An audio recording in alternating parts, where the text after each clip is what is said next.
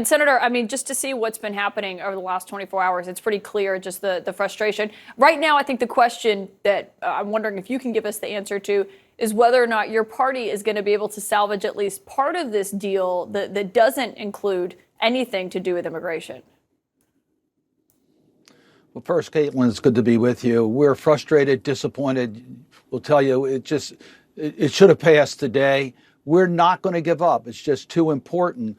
The entire package is important.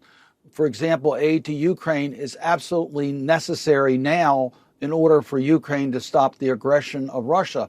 And if Russia wins in Ukraine, it doesn't stop there. It goes on to other countries in Europe and it risks United States military personnel getting involved if they attack a NATO country. So we're going to continue these efforts. It's important to get the Ukraine aid done, the Israel aid done, help to Taiwan, the humanitarian assistance. And yes, we are going to continue to fight for border security. This was a package that was carefully negotiated. It would have made a huge difference on our border.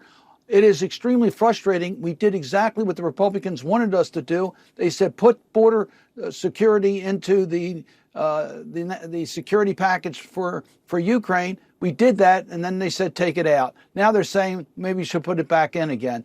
The Republicans need to act in the best interest of our nation and not just respond to President Trump.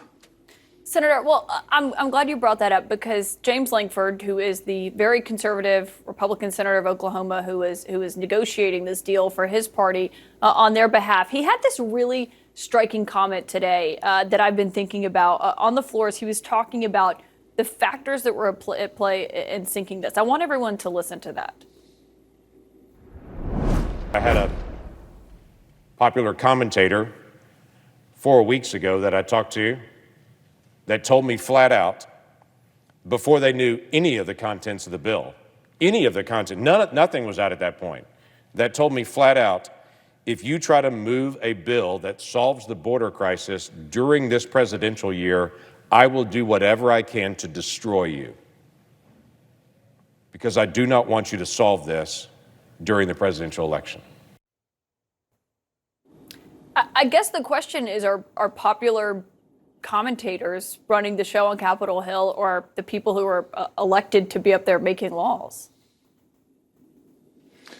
On the border security issues, the compromise that was in the package voted down today would have made a big difference on individuals coming to our border and the proper processing of people to come to our border.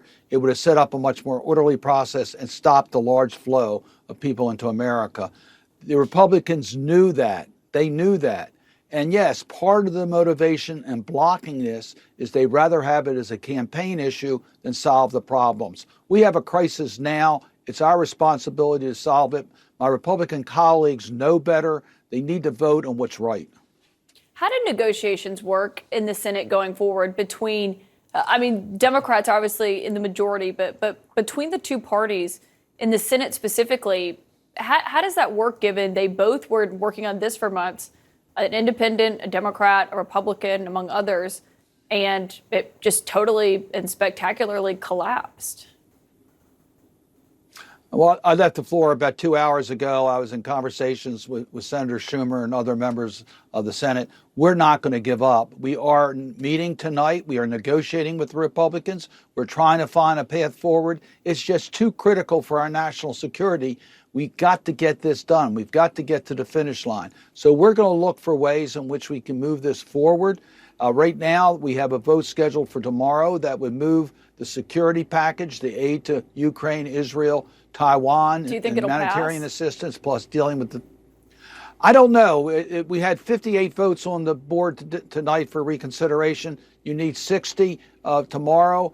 I know so many of my colleagues who voted no. I know that they support aid to Ukraine. They've said it over and over and over again. So I can't see how they can vote against bringing this bill to the floor that provides the aid to Ukraine and to Israel and to our friends in Taiwan.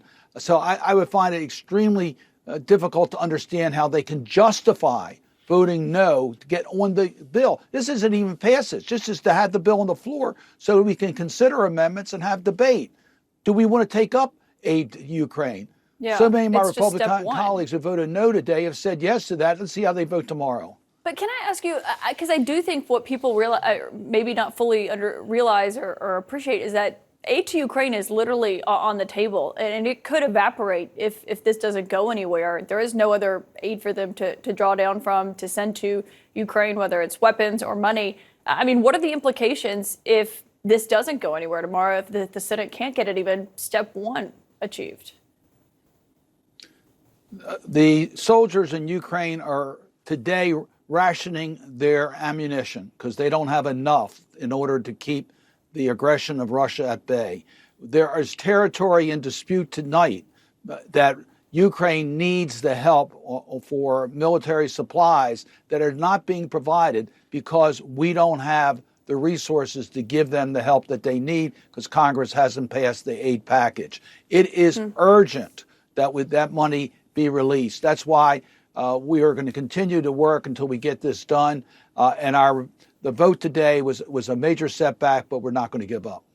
Senator Ben Cardin, we will stay tuned closely tomorrow to see what happens on the Hill. Thank you so much for joining us here on The Source. Thank you, Kaitlan.